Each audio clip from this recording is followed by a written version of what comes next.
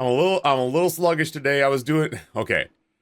I don't want to start with the last story of the week, but it is a good story. I told it to Santa, and Santa said, I'm not gonna lie, that's the most Noah shit I've ever heard. Alright, I'll start with the last story and work my way backwards. So I was lucky enough to stay with my little sister Sachiko and her ridiculously kind parents, especially Jeff.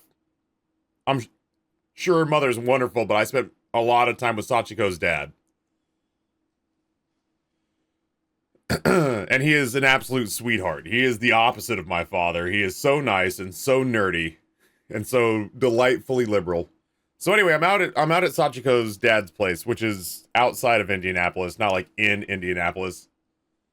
But it was free and they had a bed for me, and they fed me while I was out there. Like they treated me the way I would have treated somebody else's kid. But it was a little ways out. Not a lot of ways out, but a little ways out. Noah was in an Airbnb in the city, in the creepiest fucking... I hope Sachiko edits it. We did the inside of this place in Indianapolis looked like the back rooms. The end. It just looked like the back rooms. Like a blue tinged version of the back rooms instead of a yellow tinged version of the back rooms. It was like 100-year-old building, and it was so eerie inside. It was an old department store that they've converted into apartments and condos and rental spaces. Yeah, Ghost Cubby. It's got wild stuff from like back when it used to be an department store. It had escalators, but they're blocked off at both ends. Like the top side is gated, and the bottom side of it leads to just drywall. You got to DM it to me. No, it's called The Block. I'll tell you exactly what it is. It's called The Block. And so we filmed a skit where we're walking around in the sky bridges in Indianapolis and we clip through the ground and fall into the back rooms of Indianapolis at The Block.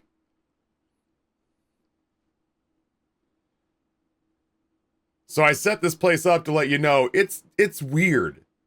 Like it's got a bank of elevators, but only it's got a bank of like 8 elevators. With 2 sets of buttons, only one of which work for 2 of the elevators. A lot of the elevators are just elevators that go nowhere. And it was a property that Noah had backed into when somebody else couldn't make it there. So Noah hits me up and says, "Hey man, I know you're out at Sachiko's place and that's where all your stuff is. But why don't you bring your stuff back into Indianapolis and stay the night here just on the couch, and then that way we can go to the airport together." And I was like, that actually kind of makes sense, because we had to get up for our flight at 4:30 in the morning. And I left to go get my stuff at midnight, and it was going to be an hour on the interstate, all told. So it was already like, shit, I'm going to get no sleep yesterday. So I go out to Sachiko's place. I say my goodbyes. I get my stuff. Her friend Andrew brings us back in. Drops us off. Noah's giving me a fob. The fob gets me inside the building. I get to the door and realize the fob doesn't work on the door. The door is a key code. And I remember I'm like, Noah told me he was going to text me the key code to open the door so I could come in and sleep on the couch because he was exhausted and he was going to go straight to bed. The only text I have at that point in time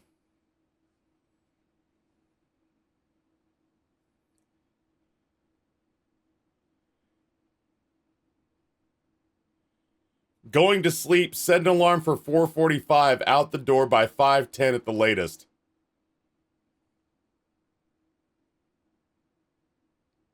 For a split second, I thought because he was a Freemason, it was hidden in there like National Treasure. So I tried 4:45. I tried 5:10. I tried just randomly mashing fucking buttons. There was a doorbell on the front of this place. I don't think it rang because I'd knocked the shit out of it and nobody came to the door. I called Noah 20 times. And he showed me his phone that the back rooms ate it and none of the phone calls went through. So about an hour and a half after he says I'm going to sleep, I said, okay, I'm asleep in the hallway around the corner. You never sent me the door code and you're not answering your phone. Come get me with enough time to shower, I guess. And then he sends me the code at like 2 something, like 2:45. So now I've been in the hall for over an hour. I was getting set up to like sleep on top of my bags because I'm in a public place. Imagine, chat, that you've set yourself up to just sleep for 3 hours on top of your luggage in the hallway of a condo building, a spooky condo building. That even though after I've come in with the fob and I've gotten in front of our door, I've heard nothing but the noises that sound like people coming in and out of their rooms. I have not seen a single person. So I'm just like, I don't know if I'm surrounded by people or if I'm not surrounded. Like, I don't know if I'm surrounded by people or if I'm just being paranoid or if it's just airflow is clacking doors throughout the building. But at the very least, I'm like, dude, I'm going to go to sleep with a phone and I'm going to wake up with no phone. So I'm like figuring out how to situate myself so that I can sleep on all of my stuff to keep it safe-ish. And as I'm finally getting to like, all right, I guess I'm going to close my eyes and sleep on my hard shell suitcase for a little bit. This text comes through, to which I respond, holy shit, Eureka. And he says, passing back out. And I said, sounds luxurious. I've been sitting on a suitcase for over an hour. Yeah, so Ree the Bear, you get it. I fucking have a newfound appreciation for what it's like to try to sleep in a public space when it's not like a stunt like stealth camping. I felt so fucking exposed. But that means that I got in there, got into my sleep clothes, and onto the couch and was asleep for an hour and 45 minutes before Noah was over me telling me we had to go to the airport. Yeah, foo. And then on top of that, he showed me his phone and okay, listen, is there still a part of me that's like, do I believe that Noah deleted all those calls from his phone so that he'd have plausible deniability? And I'm like, I don't think so, but I don't know so. So that's like kicking around inside my head. If he had not come out to get me, I was going to demand that he trade places with me in first class in Delta Comfort Plus. I was genuinely going to be like, you're going to give me the first class seats and I'm going to sit up there. And then that motherfucker had the nerve to be like, well, that'd have been awkward because I'd have told you no. And I was like, I forget the only child doesn't give stuff up. This is the story of the newest denizen of the cave. And then I get on the plane and I mean, like, I am tired and cranky. To his credit, he did buy me a delicious breakfast at the airport. And I did get a couple of hours of sleep on the couch. But I get on the plane and this motherfucker is taking photographs of me. And I was like, Noah, what are you doing? And he's like, don't worry about it. And then I see this hit my phone. Oh, Rini, so we went to Harry and Izzy's in the airport. Sadly, one of the best meals we had on the trip to Indianapolis. We had medium rare steak, eggs Benedict, and we actually got them to give us one of their shrimp cocktails at 6:45 in the morning. But, I mean, the service in Indianapolis for a couple of the places we went to was terrible. No, like, we're not mad at Noah this morning. We actually got a lot of good stuff done. So he sent me this, and as I was waiting for them to close the boarding door, I sent back this. So we were in rare form. We were in rare form at dawn yesterday on no sleep. So as an only child, no, it does not represent us. Hire a better lawyer. So yeah, I will tell my snarky, funny side. That was really the only time where Noah and I got into a dust up. Was right. I was like, holy shit, I can't believe that Noah and I got through this entire trip and never turned on each other. And then literally in the last 6 hours we were in Indianapolis, I was sitting on my fucking suitcase with nowhere to sleep. And I was like, oh, we almost made it. We almost made it, but I want to put a knitting needle through this guy's ear. So close. so close and yet so far away. So that was the last. And then on top of that, yeah, on the ride in, we had the nicest Lyft driver, a dude named Abdul, who took our note for we want a quiet ride in because I was still prickly and we were both exhausted. And so Noah was like, I paid for the lift, I'll pay for breakfast, and I requested a quiet ride in so that you don't have to make like banter. Abdul got the fucking air vents on me, blowing cold air on me to wake me up as I requested, and then was polite, but only spoke when he needed something or when spoken to, and otherwise he let us sit in like, holy shit, we're tired silence. Which means that about halfway in, he heard Noah go, holy shit, did your flight just get rebooked like mine did? And I went, what are you talking about? Oh, come on. I looked down and they had taken us off the 747 that we booked ourselves in to fly to Atlanta, and the 747 that was flying from Atlanta to Richmond to a later flight so that we had a very leisurely breakfast in the airport. And they booked us on the CRJ, which if you've heard me talk about travel, I will choose to skip your event if it means that I have to fly on the CRJ, which is a glorified school bus in the sky. Oh, that reminds me. I got to put that on my list. I'm going to bitch at Delta and get some of my miles back. Yeah, this is the CRJ. This is first class right here. There's only 3 seats, and these seats are the size of like Comfort Plus seats on a bigger plane. But these planes suck. This is the plane that we were in with Justin on the flight back from TwitchCon, where I thought Justin was going to get us thrown off the plane because he was freaking out about how small it was. Noah and I cannot stand up straight in this plane. Plus, obviously, like, there's no seat back entertainment. There's no free Wi-Fi. The only Wi-Fi is paid or free if you're a T-Mobile customer, so I'm sure both of them are happy. The overhead bins are big enough for, like, book bags. Everybody who had carry-on luggage that was normal carry-on sized luggage had to pink ticket it. And then we got in to Detroit instead of Atlanta, which is already a step down for me because I have family in Atlanta, so if I get stranded, I have someplace to sleep and get fed. So all these people had to pink tag and check their carry-ons, but then we landed, and literally the last thing the flight attendant said in Detroit was, good luck for those of you with tight connections.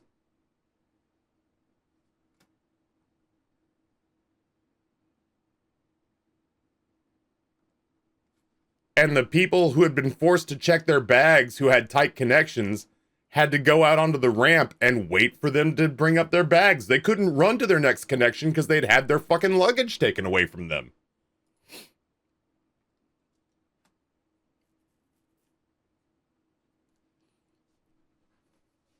The flights were not terribly long. The flights, on the way out there, it turns out I didn't know what my hub city was. I didn't realize I was flying last week until 2 days before it happened. My first flight was to Atlanta. That was about an hour and 10 minutes. And then the flight to Indianapolis was like an hour 45. And then on the way back, the flight to Detroit was an hour. It was so short, they didn't even give us drinks and snacks. And then the flight from Detroit to Richmond is about 2 hours. But it was, I intentionally try not to book those planes because I can't read on planes. I've got books I need to be reading, But I get motion sick when I try to read on planes. So I can't read on planes, and I don't have podcasts downloaded like I probably should for an emergency. So when I get stuck on one of those, man, I'm just trapped with my own thoughts. So we were on our way in to the airport, and we got message that our flights have been canceled and rescheduled, and we've been put on the planes that I intentionally try to avoid. Yo, Sideline Boyle, what's going on, friend? Good grief. Yeah, first night in, Sachiko's dad picked me up, took me into downtown. I bumped into Sachiko and Just see him. Ed Spence. I got to hang out with old Ed Spence. Fucking delightful human being that he is. I got a complimentary press badge, which is crazy because GenCon badges are not only difficult to obtain, but they're expensive. Nothing beats a Jet2 holiday. Right now you can save 50 pounds per person. That's 200 pounds off for a family of 4. This was nothing beats a Delta regional airline holiday. Right now, we're going to wish you good luck making your connection, mostly because we took your bags and won't give them back. Any compensation? No, I literally just wrote on my notepad. I wrote down Delta email Alyssa because I'm going to get some of my miles back. I hate flying on those planes. They'll hear from me today. See, I always fly with Delta. My bad experiences have come with United. But, like, generally speaking, Delta is a pretty good experience, which means that when something goes that pear-shaped with Delta, it really sticks out like a sore thumb for me. So, we flew in, went downtown, met up with a bunch of folks, got badges, went back to Sachiko's place, slept. I was in her brother's old room. Woke up. Her parents were like, would you like some egg and sausage hash? And I was like, yes. Would you like some freshly brewed coffee? And I was like, yes. This is the best Airbnb ever. I promised Jeff that in return for taking care of his daughter, in return for taking care of me when his daughter moves to Richmond, that there is a monster open door policy at the Caps household should she need anything. I'm trying to think of just the highlights. Yeah, Sachi's so fucking great. I did the math. If I had knocked somebody up at 20, Sachiko would be my daughter. That's how old I am and how young she is. It's very weird to see us walking the halls together because we are like tight knit. You know what I mean? Like we are tight knit. Like, but I think either people think that I'm a fucking weirdo or they think she's actually my daughter, which is like, I prefer the latter and not that like, just like, oh, that guy must have money. That guy must have money if that smoking hot, really young Asian girl is with him. But we are an odd couple to see like attached at the hip walking through the con. Yeah, that guy has Leo DiCaprio money. At one point, I needed to help Sachiko go get her badge. And a wickedly talented creator, dice creator named Whitney had Sachiko's badge. And Sachi sends Whitney, who is a person of color. Sachi sends Whitney a message saying, I'm sending a white man to pick up my badge. And I was like, oh, okay. I was like, you know, at least I'm prepped for what I'm walking into. So I go inside and I get to the booth and I see the number and I'm like, oh, I'm at the right booth. That's Whitney. I've met Whitney once, but like a long time ago, but I was like, I'm at the right place. So I see Whitney and I get excitable and I go, Whitney, and Whitney looks up and I go, I'm white. And all these heads just turned and I went, oh no. No, y'all are missing some really important context. I screamed that so loud. And thank God Whitney had my back because Whitney was just like, oh no, everyone calm down. This is Sachi's white. And everyone went, oh. And she goes, yeah. Sachi's just out here collecting middle-aged white protectors like Pokemon.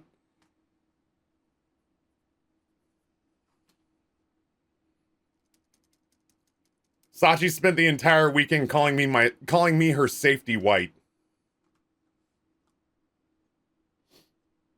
Ollie Queen, thank you for the gift you to sideline boyo. Whitney, I'm a white guy. Oh, you guys didn't see the text message. Ooh, I have to leave.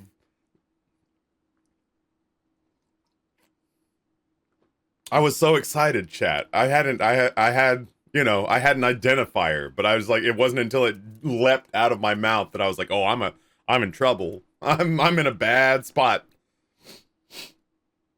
Yeah, I'm gonna get a shirt made that's called Sachi's White. I think Sideline Boyo asked, Versachiko, or Sachiko, is a creator here on Twitch that I was introduced to a little over a year ago, who has very quickly become like my little sister. I think it's funny. I think the humor from it, Lisa, stems from the fact that it's one of the only times that you could ever dream up where that kind of thing could be shouted, and you're like, it's actually very funny because it sounds terrible, but you're realizing that it's coming from a naive man-child who has very little malice in his heart and just truly for a split second did not think to do better than that. It was just big Labrador Retriever energy, but on paper it looks like I was about to like commit a hate crime. And I was just like, oh, you guys, everybody here, because the booth was always swamped because Whitney's stuff is fucking just like dice filled with dicks.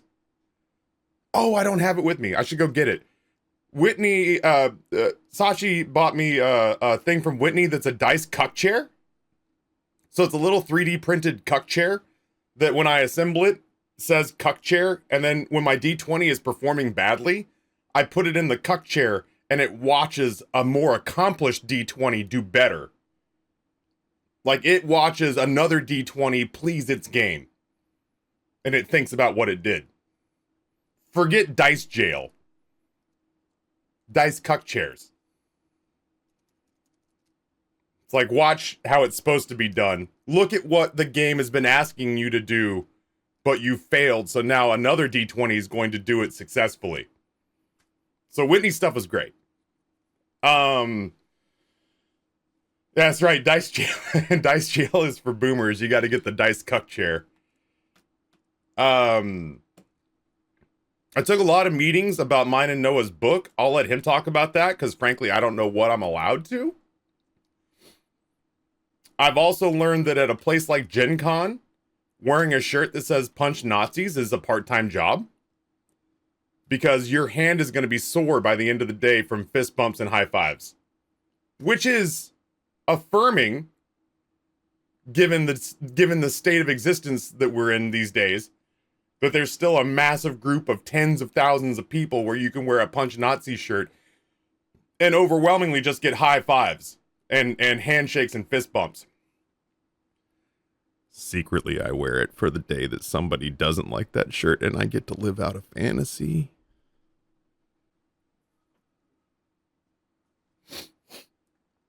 Noah bought us a Forgotten Paths lunch that was me, Sachiko, Noah, Ed Spence, Sam, Diana of the Rose, and Critical Bard.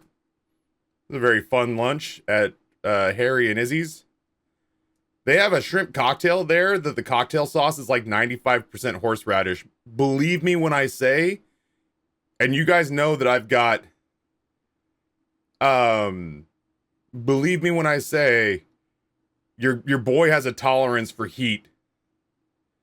This stuff was like weaponized. It hurt. It like I liked it, but it hurt to eat. Yeah, CB's great. I'm not sure exactly if I had confirmation on where I think it was CB and then Omega and then rebranded back to CB. That's my understanding of it. If I find out otherwise, I'll adapt accordingly. That's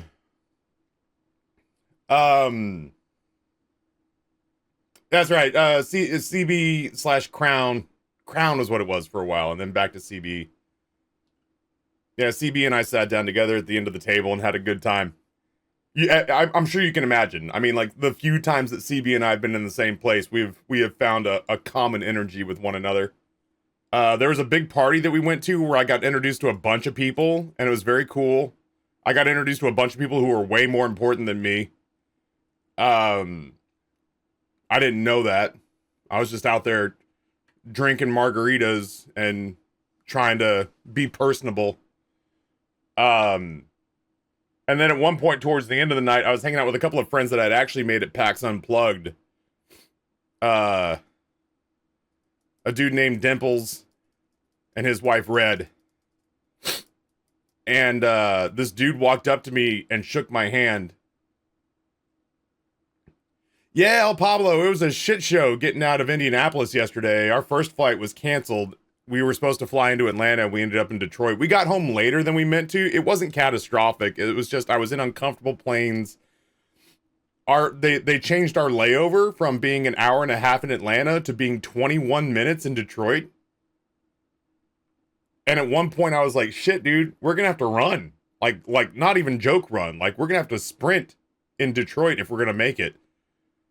And then right at the last second as we were landing, my phone dings and says, your gate's been changed, and they brought the gate so that it was literally right next to where we were coming out. Otherwise, I think Noah and I'd be waking up in Detroit this morning if they didn't do that last minute gate change. So I was talking to Dimples and Red, and this guy comes up to me and he starts vigorously shaking my hand. And I was like, oh shit, maybe he listens to Forgotten Paths. And he's saying how important D&D's been to him and how it's been like a meaningful part of his like mental health recovery. And I was like, fuck yeah, man. Hell yeah. It doesn't dawn on me till halfway through. He thinks I'm Travis Willingham of Critical Role because Matt Mercer was at this party. So he just assumed that Travis was there. And I didn't have the heart at that point where I went, oh no. So I just kept shaking his hand and I thanked him for being a fan. It is a huge compliment. I got paid that compliment last year or 2 years ago at St. Jude by Nerdy Netty and Parallax Stella. Beautiful human beings inside and out. And they were like looking at me and giggling. And I was like, I have not had two beautiful people snicker and look at me like that since like high school or like early college, and 20 years and 45 pounds ago. And so I was just like, if you don't mind me asking, what did I do? And they're like, oh, we were just giggling because we for a split second thought you were Travis Willingham. And I was like, I don't know who that is. And then I looked it up and I was like, oh shit, that's high praise. And like, no, you should be flattered. And I was like, I'm going to fly home to Richmond on that compliment, not on a plane. No, he has much better hair than me. I also think he can afford it. Like, I think he's probably paying for a much better hairstylist. No offense to High Point, but they're throwing him up. If we're throwing me up against him, he's probably got like the same person who does like Brad Pitt's hair.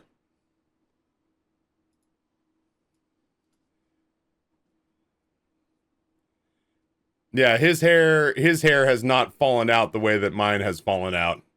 And his beard is not as gray. Although I will say we are getting to the same place of jacked. This is very much what, like, I am probably a month away from this being my physique. If we walked in and I said I was Travis Willingham's brother, people would pause. Does he have a little more gray now? Is this an older photo? Well, in that case, I kind of understand why the guy was... I pieced it together halfway through. And I was just like, oh, I'm just going to thank this guy for being a fan. I don't want to shit on what he thinks he's doing right now. Damn it, Cam Cool. That's a really good one. I went to a seafood disco last night called Pull the Muscle. So yeah, anyway, high praise. I took it as a compliment. I didn't have the heart to correct the guy, so I thanked him and shook his hand a bunch of times, and then he left, and I was just like, man, I hope he goes and tells everybody that Travis Willingham's a very nice guy. Oh, I went to a disco last night and pulled a muscle. Gotcha. All right. Sorry, I read your pun incorrectly. Sorry, I read your pun that came attached to no money incorrectly.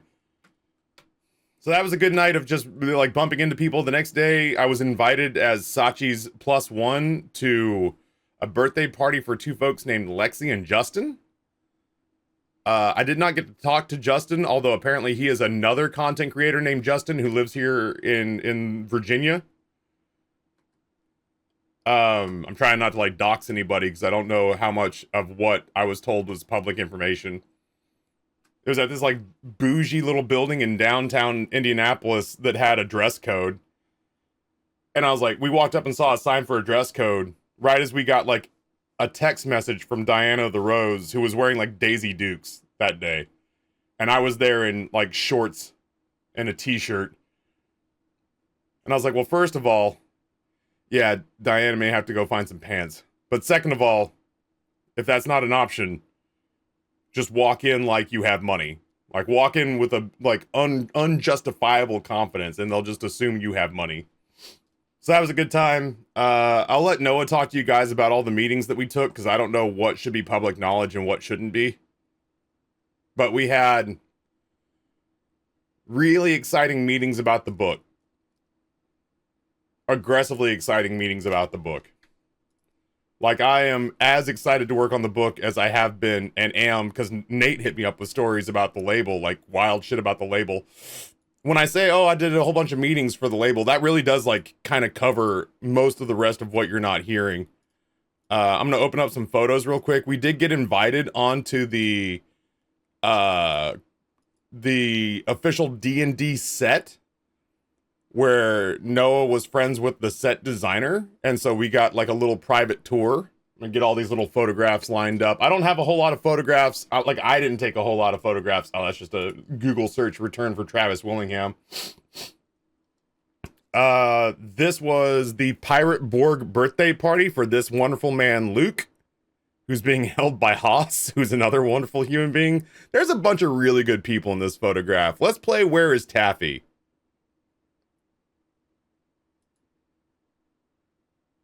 I just want to be seen. Fucking Noah's big ass cancer-riddled head is in my way. So I'm just back there trying. Just a squirrel trying to get a nut. I'm next to Nerd Immersion, and I couldn't find anything to stand on. So it's just my hands and an orange wizard hat. It's just my hands and the top of an orange wizard hat. Because we couldn't find any furniture to stand on in the back. I have a hard time communicating to people how big GenCon is.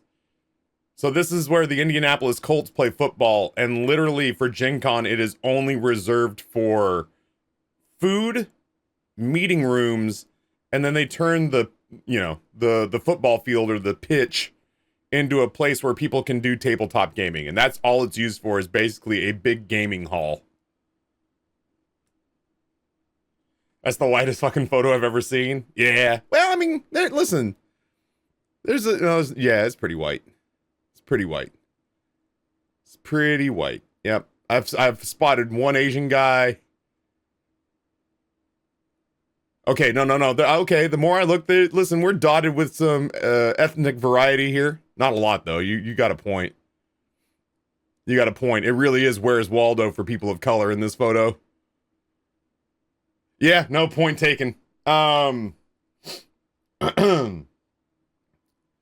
yeah, this is what they do to the stadium. What's really cool is right out here they have a patch where the turf is not covered so that you can actually see the turf underneath, which is really cool.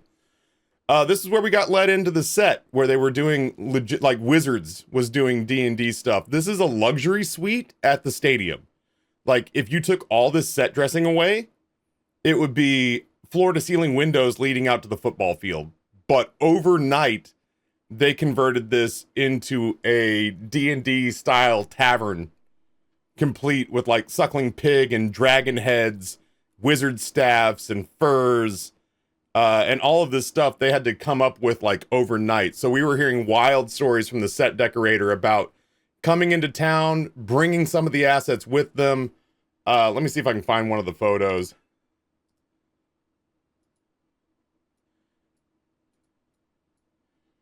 Yeah, so like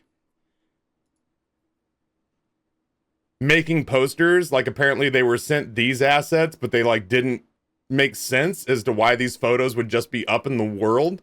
So they turned them into like wanted posters and distressed them using like coffee. Like soaked them in coffee and had stuff like that dotted all around the room. This is an LCD. This is essentially a screen that they put on their set. Like I said, behind here this is an actual door that leads out to the stadium, and then this would be floor to ceiling windows so you could watch the games from the luxury suite. So they put a screen here, and then they programmed it to be like an Unreal 4. They would change it to be daytime, nighttime, storming, snowing, nighttime with lightning strikes in the background, which was really fucking wild. And then they came into town and they needed a bunch of props, but because it was Gen Con, all the prop stores in Indianapolis were picked clean. So this set decorator had the brilliant fucking idea to go to a wedding supply store and ask to rent everything they had for a rustic wedding. And at that point, trunks, goblets, all that kind of stuff, empty wine bottles. Yeah, it was really smart. Obviously, the suckling pig wasn't from them.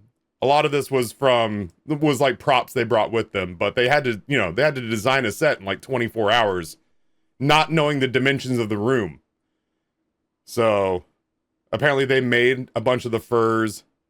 Over here is like some like fake animal skin scale leather that's supposed to, it's like got a sword next to it, so it's supposed to look like a pelt from a slain dragon. Yeah, set designers are fucking smart, man. So anyway, Wizards let us walk around here, which was really cool. And then this was us in the stadium. Shoot, I forget his name. I'm so sorry. That's Noah and Andrew and Sachiko. I met Wheezy, who is apparently a monster on social media, especially Instagram and TikTok. And Noah sent Wheezy to talk to me about like what can I do to potentially stem the tide of flagging numbers and revenue. And Wheezy's take after listening to me blather was, "Nah, dude, you still got it. You just have to decide whether or not you want to keep doing it." But she's like, "You're still very funny. There's still gas in the tank." And I was like, "All right, well, thank you." It's nice to hear from somebody who's technically like on the mountaintop killing it. This was her friend, and he and I talked shop about AV, specifically lighting. He's a lighting nerd, so he and I got in on that whole conversation. But I feel bad that I'm forgetting his name right now. But anywho, and this was a day of just like exclusively meetings, just meeting, one after another. Almost exclusively all of it to do with our book. So, yeah, I think that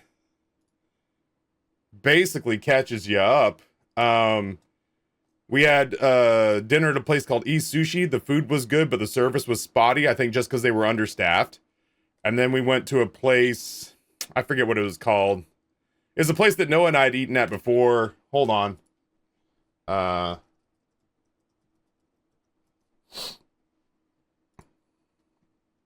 Mount Fuji. It's a place that we've been to before and enjoyed ourselves, but our server, and listen, this is coming from somebody who makes excuses for the restaurant industry so often because I was there for so long. The service was fucking terrible. The service was fucking terrible. This server, like, the drinks took like an hour to come out. The drinks took like an hour to come out. They forgot Andrew's This is the story meal. of the newest denizen. Yo, slash tier 1 11 months. Thank you so much. Yeah, like Andrew was supposed to have ramen that came out, and it didn't come out until after the rest of us were done eating. They brought out our checks and just forgot one. They put auto gratuity on our table of 6, even though the menu said it wouldn't be auto gratuity until 8. Until tables of 8. But then they also forgot to hand out one of the checks to one of the people, so we were like, oh, turnabout's fair game. Bye! Like, she brought out the checks and ran all the credit cards, and all the while we were sitting there, and, like, one guy was just like, I never got a check. And we were all paid and getting up and, like, collecting our stuff, and he's like, she never brought me a bill. And we're like, oh, sounds like a restaurant problem, not an us problem. And I'm not normally the guy who's behind that kind of stuff, but it really was so bad that I was like, fuck it, you gotta roll for free. Let's leave. they were busy, but I saw the size of this girl's section. Unless she had another section somewhere else that I didn't know about, which is wholly possible, and which is why I still happily tipped 20%. You know, I don't punish somebody unless they're like legitimately straight up mean to me. And even then, I might actually ask them, I'm like, are you okay? Because you've been very mean today, and I just want to know if you're all right. Because you just don't know what people are going through, but there was a lot of like kind of her just kind of staring into the middle distance and slowly walking around. And I was like, nah, you know, man, I would be more sympathetic if it looked like you were sweating and like cartwheeling from table to table. But there's been an awful lot of you kind of like languorously walking. Oh, can I show you the one thing I bought? Hold on. Yeah, I managed to do GenCon for just a couple $100 because the flight was miles. I stayed at Sachiko's place. The badge was comped, so I just paid for a couple of meals. ManyWorldsTavern.com. I bought tea. I feel comfortable showing this on screen because Madrinas doesn't make tea. So this is peachy white tree. Oh, this is Nectarine Stream. A peachy white tea blend. Look at how cute that art is. And when I told them, I said, Sachi told me I have to buy tea. They gave it to me at a wild discount. ManyWorldstavern.com.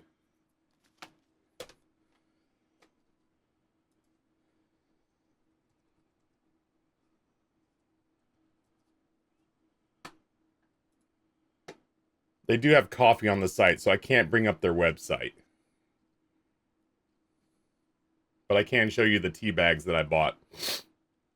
And then I bought Spiced Sands Masala Chai. Look at how good that looks. I can't smell it because it's sealed tight.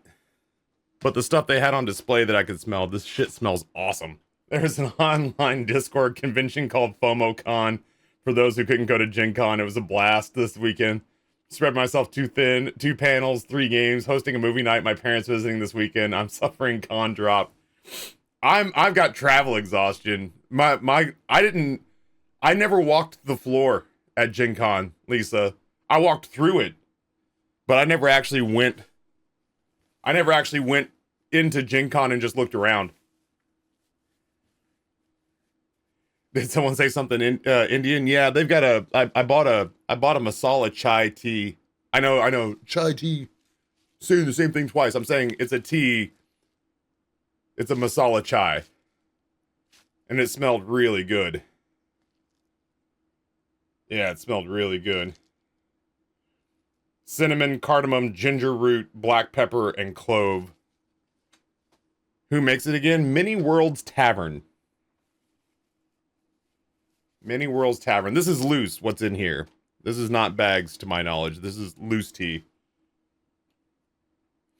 Yeah, Noah should be here any minute, and I'll let him just kind of talk while I play the Bazaar, I suppose. But yeah, I didn't walk the floor at Gen Con. It was all business. Sachi and I did get to play a game. I forget the name of what it's going to be called. From Kobold Press, which was really fun, where it was like a very like self-contained... You know how you pick the betrayal from House on Haunted, or betrayal at House on the Hill? Like where you roll dice and you just kind of pick the story based on what the dice dictate from your collection of potential prompts.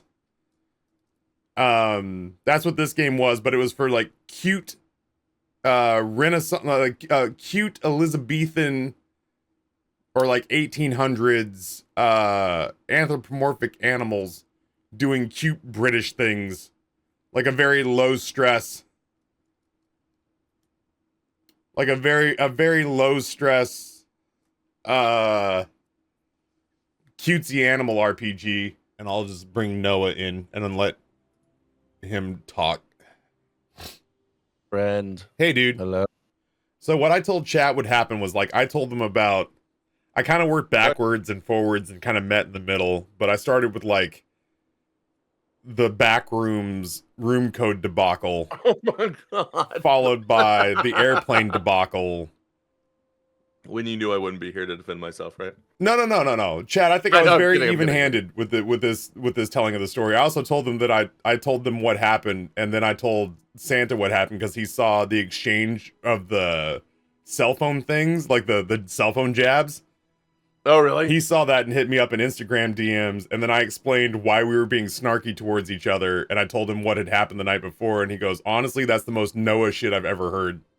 And then I kind of went back to the beginning and explained like Jeff and, you know, that Sachiko and I are like very old brother and very young sister, or father and daughter, but that makes me feel terrible for my age. It's brother and sister. It feels more brother and sister for sure. And the whole being in front of Whitney's booth and yelling, I'm a white guy.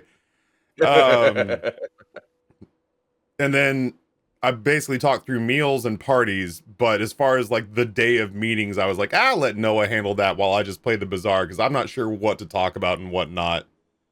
Oh yeah, you mean like the day meetings that we ended up having? Yeah, so, Noah's laziest day of the con, which ended up being our busiest day of the con. Yeah, no, my busiest day turned into my chill. I'm gonna walk around the con all day today. Day. This is the story Turned of the into newest a, denizen of the cave. Hey, I need to run from meeting to meeting to meeting to meeting. All my meetings come here. You know what I mean? Let's put it this way, chat, to help you understand it. First of all, Sheka, tier 1, 62 months. Sheka, thank you so much. I appreciate the hell out of you. To put it into context, one of the only things that I didn't really budge on too much was when we take breaks for food, I need the food to kind of matter, because that's what keeps me energized, is good food. You know, like, we work, we walk, we get a good meal in us, and all of a sudden I'm ready to go for another 6 hours. The day that Noah's talking about, we got so busy, I ate 6 bratwursts at the Colt Stadium as brunch, lunch, and late afternoon snack, because we just didn't have time to do or get anything else. That's where we were the whole day, basically. We spent the entire day at Lucas Oil Field just fielding work. Well, pun intended. Let me. I think I dropped you a few photos to use, right? I already went through them, but yeah, if there's anyone you want me to like bring up. Yeah, so bring up the stadium again for anybody that wasn't here earlier. Okay. Just because the setup was incredible. Just for a second, because I'm gonna bazaar in the background while you tell stories. I know. So that's the stadium, chat. They take over the entire football stadium, and from where we were sitting right there, that's where I took all of my meetings for the day. And some of the meetings Taffy was meant to be there for, some he wasn't. And I basically said, hey, Taffy, go down 4 rows, please. Yeah, whenever Noah took a meeting from this seat, I went and sat behind this brunette person right here and just played Monopoly Go until he called me back.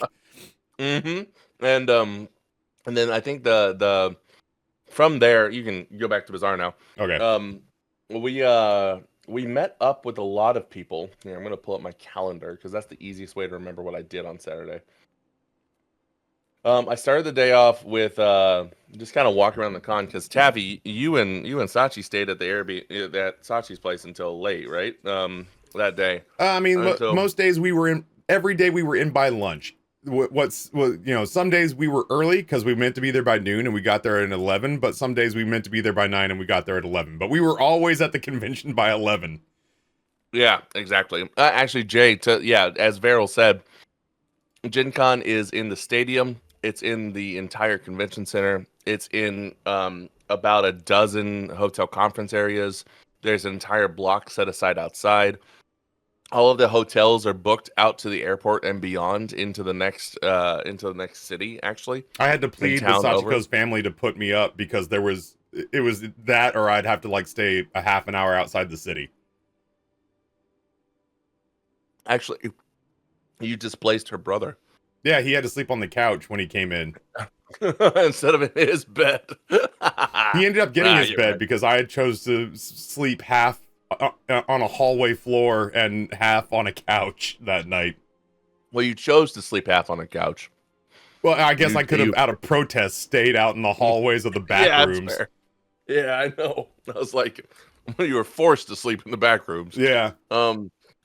Still sorry about that. Oh yeah. I told chat that once you showed me your phone, I was like, unless Noah's the kind of prick who would doctor his phone to avoid blame. And I was like, for the record, I do not believe that to be the case.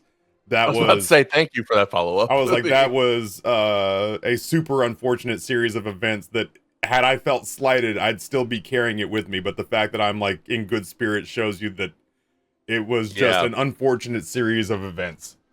Yeah, and then so I got onto the floor at 9 with my exhibitor badge because I got in there an hour early, and went around and met up with a bunch of clients and friends, as they were setting up their booths and things, and it got us a couple of opportunities, including the upcoming Kickstarter for Don't Starve. We potentially might be doing something here for. That's true. And so I had a chat with them. They're also looking for a lawyer, so that was good for me. But I had to be ready for my meeting at Rollacrit at noon, and then after that, I met up with Taffy. Taffy met me at the Rollacrit booth, and we walked over to the stadium because I just had told everybody to meet up with us at the stadium. And so like Sean, why am I blanking on his last name? Sean MCRO is how I know him. And his wife, we met up with them because they wanted to talk about working with Diversity Saves, which is a tabletop role-playing game community, 501c3, dedicated to elevating the voices and platforming underserved and minority communities. And so we're going to be doing some work with them to do some Forgotten Past things with them, as well as I'm going to do some pro bono legal work for them. We met up with Not Easy being Wheezy. Yeah, I talked about Wheezy a little bit. Wheezy was fucking great. Taylor, what was it you said? She was like tailor made, or like what was it? Wheezy struck me as the kind of person who was designed in a lab to be good at making short form content. And so Wheezy's a client of mine. We've been friends for a long time. And Wheezy and I were texting about something else. And I was like, yeah, I'm at GenCon. I'll get to that to you on Monday when I get back. And she said, I'm going to GenCon. I'm like, Wheezy, you don't play any tabletop games. Why are you going to GenCon? And she's like, my community's there. I'm like, okay, well, you know what? That's real. You know what I mean? Like, yeah. She has no other reason to go there. Other than people want to meet her. Yeah, her community is there and they want to meet up with her. She didn't have any official things. She was only able to get a badge for Thursday and Sunday. And so I was able to snag her a quick exhibitor badge. And so she was able to get in early and meet some people, which was nice. But then she came over and, I made sure that she talked to Taffy. And at one point we were standing there and Wheezy's there with her homie. She said her buddy. What was his name? I tried. I know I talked AV with him, but I was just like, I feel like an asshole because I can't remember his name. I could look in my phone and remember. Okay, but I'm not. Then I feel less bad. I'm sure. I'm sure he couldn't remember my name too, and if he does, I'm just the worst person. Well, you're the McLaffy Taffy. Oh, so, come on now. I will cut this call short. I know you will. And so it was really funny because at one point, chat, we were standing there, and on one side it was Wheezy, her buddy, and Taffy, just like in a little cascade down. And on the other side, it was Sachi, her friend Andrew, and me. And Sachi and Wheezy are the same height with like colored hair. Andrew and Wheezy's buddy are both like generic, like I built Legos as a kid, white boys that are the same height and look the same. And then Taffy and I are like big dudes. Taffy much less these days. They're just kind of standing there as like the handlers. It was fucking mirrored. It was wild. It was these two colored hair, slender, short content creators, successful content creators. You can actually really see it in that photo. Yeah. If you look at it. I know you're bizarring in the middle of something, but yeah. So like as everybody was meeting each other, we all just kind of paired off, and it was just these two in the middle, and then the nerdy, skinny white guys flanking them, and then the broad, tall white guys at the end. It was like a perfect arrowhead. It was insane. Of like alternate universe, Shelbyville versus Springfield type stuff. It was really cool. And so Wheezy ran off, and then Taffy also got to meet Elise Resendez, who is the producer, the senior producer of Daggerheart, and also is the owner of Mythic Grove Productions, which created the Session Zero system.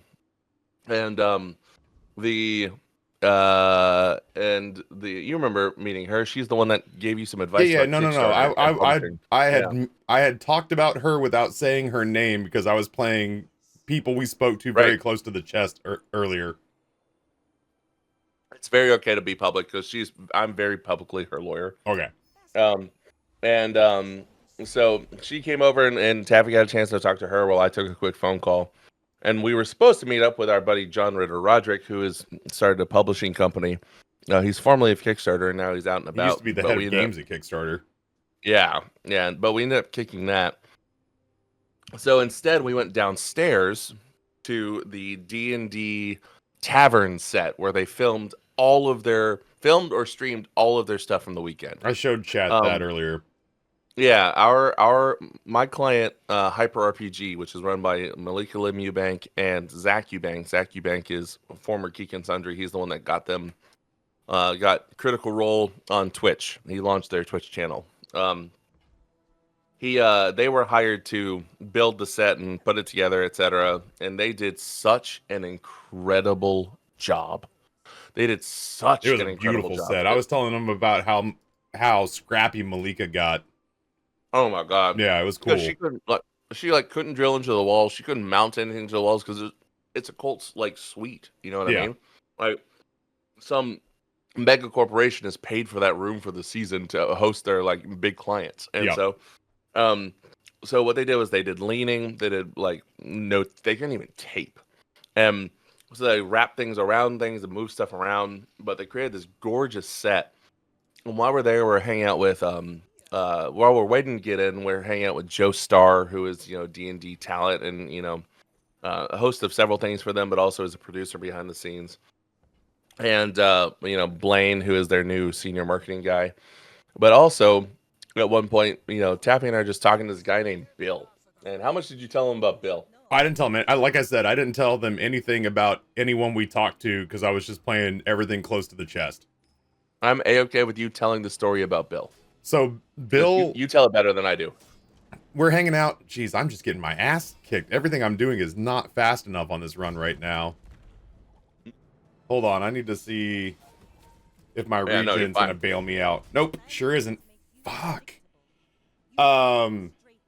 Mac's supposed to get easy early wins, and I've gone up against 2 Doolies and a Vanessa that are just completely online.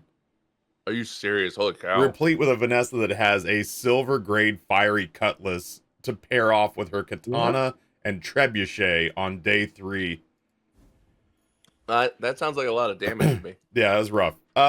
So Bill was sitting there and we're talking to Bill, and I was just kind of like, it was nice because I have enough of a background in the industry because I've just been in gaming for so long now that I can talk shop with just about anybody. Yeah.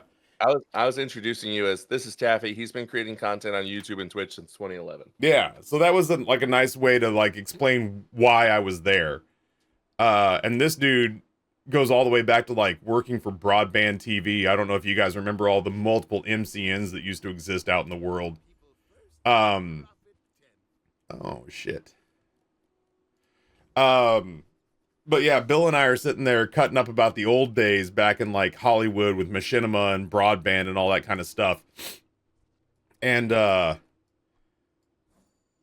we're talking about, just gaming stuff for a long time. And then eventually I was like, oh yeah. And so as of right now, I'm working on, this book with Noah, and we talked through the premise of it. This is the story of the newest. Yo, Marston with Prime Sub, 8 months. Marston, thank you. So Bill is drilling down on us hey, tell me a little more about this book. Tell me a little bit more about this thing you're kicking around. And we're like, oh yeah. We're intrigued. Yeah, he's really asking in-depth questions. And we're like, oh, this is pretty sweet. It's nice to have somebody who's showing interest and all that jazz. And eventually he goes oh man, I may run this up the flagpole. And we're like, aren't you a part of the production crew that's doing all the recording? And he's like, guys, I'm the gatekeeper for who decides what wizards takes a look at and what Wizards doesn't. Yeah, he's like, I do book production, not game, not. He's like, content. game production in that the games are written in the books. He's like, I decide what books we look at seriously to acquire and which ones we don't. And we were like, oh. And he's like, I gotta tell you, I kind of wanna potentially take this into the other side of the door and kick it around a little bit. We were stunned. Mm-hmm. And we were stunned. So obviously that is like a 3% chance of something happening. Yeah. But at the same time, it's very cool even to be in the room where it happens. Yeah. You know what they say? Yeah. And so then later on we ran into them like later that night. And I paused and we were just walking through heading back with the crew to the Airbnb before we went out. And he comes walking up with like 3 other Wizards people, and we like stop, and we did that thing where we like stopped, spread our feet out, put our hands at our sides, and then pointed. We Spider-Man pointed at each other. This is the story Yep, of the newest denizens and of the we cave. just shot the shit. Taffy talked to him about the label for a bit because we wanted to not inundate him talking about the book. Yeah, we didn't like just because we found out what he did, we didn't want to like kill the vibe and just be like, oh, well, let us tamp our product down your throat. Parthrax, 42 months, tier 1. Thank you, Parthrax. Sorry, I want to steal one. No, you got it. You did great. So we ended up shooting the shit and talking. And at the end, he was like we went to say goodbye, and he was like, no. And Taffy went to shake his hand, and he was like, no, we're huggers now. And I was like, yes, we did it. Then I asked him, I was like, where are you based? And he's like, oh, I'm in Seattle, like so much of the crew. And I was like, so you're going to be at West? And he was like, yeah, are you guys going to be at West? And we're like, but what if we weren't before? We are now. But yes, we are. So yeah. So it looks like Taff and I are going to get a tour at West. Of the WotC offices. Yeah. Yeah. And go out there and have a good time. And I asked him for one of the jerseys that D&D was wearing, but I'm not going to follow up with that unless he remembers. Yeah. Because I'd rather ask him for something else. Public book. And so we're gonna go out and do that with him later. But he followed up on LinkedIn with me at 6 a.m. the next day, which was pretty wild. Yeah. So it was pretty cool. We ended up going out and about, and we went to dinner with Josh Simons, who is formerly of what was that company he was at? One of them, but now he's at 9 Realms Marketing Agency. Josh also just put out a TTRPG book of his own. It's a system called Paragon, which was nice. We went to dinner with him. And is Paragon the one that all of our people worked on? Yep. I know that everybody's your people, but like people I would know. Yeah, exactly. Right. That's the one that Sachi just released. Here, I'm going to link it. There you go. Yeah, I was trying to make sure we looped it back around to that, but yeah. Yeah, let me pull up Project Medusa. You talk about the game for a second. Sure. I don't know shit about Paragon, but I'll sit here and talk about how I'm getting my ass kicked at the bazaar this morning. Still? It's not going well. It's not going well. Listen, I love you for that. 1 second. I've got to figure out where. It's hard to find her YouTube at times. Slight board adjustment suggestion. Sure, I'll take that. I'm kind of only half paying attention right now. Chat, here is the Project Medusa TTRPG. Go and take a look at the first video they have. It's the first series they're doing. It's for Paragons, which is our friend Josh's RPG. And go into and make sure you put a comment on the first video. And you can even just put in the comment that says, yeah, I am here from Taffy's chat. It's also got our friend Blizzbear in it, who is currently dealing with some health issues. So make sure you do support those efforts. But yeah, so we got to meet up with him and do dinner. And then Taffy and I, honestly, we crashed. We had a busy freaking day. We were logging about 17,000 steps on average a day. Yeah, I can't think of what else we did that day. I forget who else I might have. Well, that was the one we went back to your creepy ass Airbnb. And, yeah. And then We were gonna go to that one thing, but dipped out, and then went to dinner at the place with the most terrible customer service of all time. And then we had the whole debacle that led to me being half in a hallway, half on a couch. Yeah. And we ended up, what was funny was, even though it was terrible customer service, did you tell them that they added the large party automatic tip for us? Yeah, I told him that. And then, but the counter to that is that they forgot to bill Josh for his food. Josh, And that was that dude's name. Yeah, they forgot to bill Josh for his food, so I made sure we left as she was checking things. Yeah. And so I was like, "Listen, if you're gonna add an automatic gratuity, I'm going to leave." Yeah, I mean, like, everything had been so bad, and then to put automatic gratuity on a table of 6, even though their menu said it was parties of 8 and up, was just like, okay, well, I mean, now we really don't feel bad. Mm-hmm. That sounds like a restaurant problem, not an us problem.